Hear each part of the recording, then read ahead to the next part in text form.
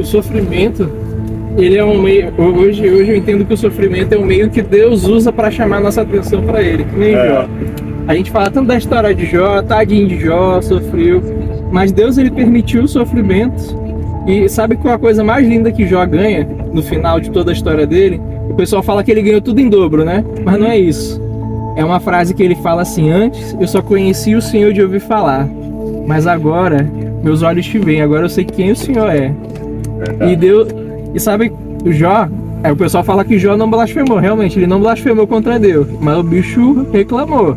E ele também era pecador, sabe? Ele pedia perdão pelo pecado até dos filhos. Nesse sentido, quando começaram a ameaçá-lo, né?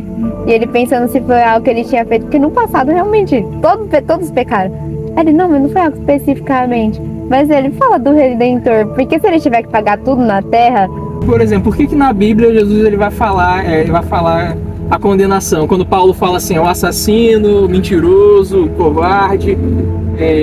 lá em Apocalipse, né? Vai falar assim que o assassino, o mentiroso, o covarde, o adúltero, o ladrão... Todos esses vão perecer no fogo do lago de fogo, junto com o diabo e seus anjos lá. Mas por que todos eles têm que... porque todos vão para o mesmo destino, a mesma condenação? É porque eu concordo quando a gente pensa assim que as consequências dos nossos atos aqui na Terra são diferentes, né? Aquele que mata tem uma consequência diferente daquele que mente. Realmente eu concordo. Mas diante de Deus... todos os pecados eles são merecedores do inferno, independente de qual seja. Porque se a gente se ofender aqui, se eu ofender o senhor, vai ficar uma coisa muito feia, né? Mas se eu ofender um policial, se eu xingar ele, com a mesma ofensa que eu fiz pro senhor, eu vou ser preso por desacato. É uma punição um pouco maior.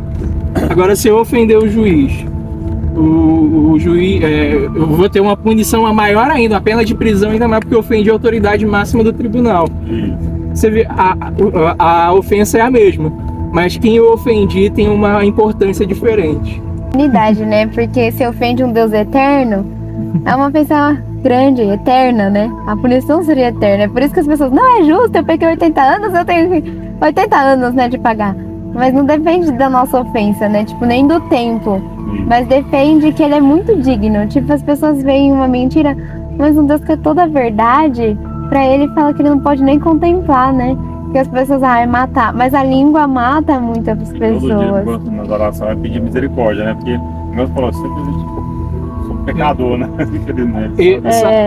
A Bíblia, ela mostra, a palavra de Deus, né? Ela mostra pra nós a realidade de quem a gente é. A gente, na verdade, tá pior do que a gente imagina quando a gente olha pra palavra. Verdade. Aí que vem, por isso que a gente precisa de Cristo. Se não precisasse, não fazia sentido Deus mandar Jesus pra cá pra poder pagar, morrer no nosso lugar pelos nossos pecados. Porque tem coisa que realmente a gente paga na terra porque são consequências da terra, né?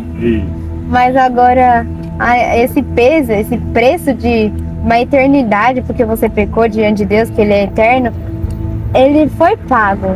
E tipo, não era, né, Jesus eternamente pagou, mas é porque Jesus era a mesma coisa. Ele era muito digno, sabe? Não tinha por que ele sofrer aquela justiça, a penalidade, né? A ira de...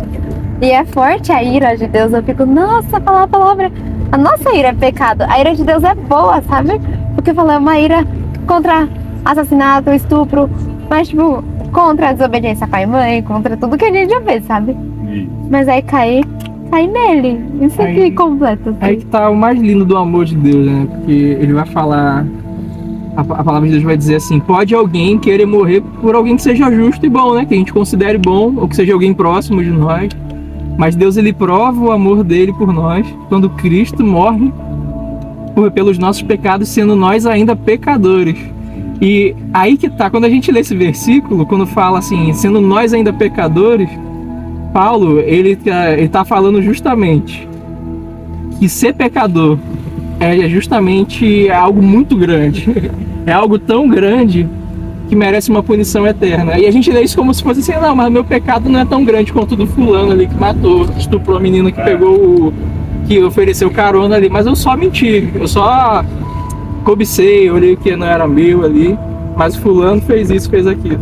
A gente tem a síndrome de Adão, né? Jogar a culpa pros outros, jogar a culpa pra Eva. Não, Deus, não foi a mulher que o Senhor me deu, não foi eu não.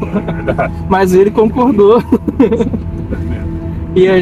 Mas quando a gente olha para Cristo, reconhece que a gente é pecador e reconhece que a gente depende dele, Jesus ele mesmo fala assim: aquele que não confia na sua própria justiça, mas confia que Jesus, ele nos justifica diante de Deus, esse é justificado, esse é perdoado. É que nem o fariseu publicano, né? O fariseu chegava lá no templo, orando em voz alta, falando assim: Senhor, eu dou o dízimo de tudo, jejum 5 dias na semana. Quando ele me culpar, eu vou falar síndrome de Adão. Jejum 5 dias na semana. Fala, tá vendo? Você mesmo. Aí não sou que nem esse publicano aí, pecador aí. Aí o publicano nem ousava olhar pro alto, assim, batendo no pé, falava assim: Senhor, tem misericórdia de mim que sou pecador.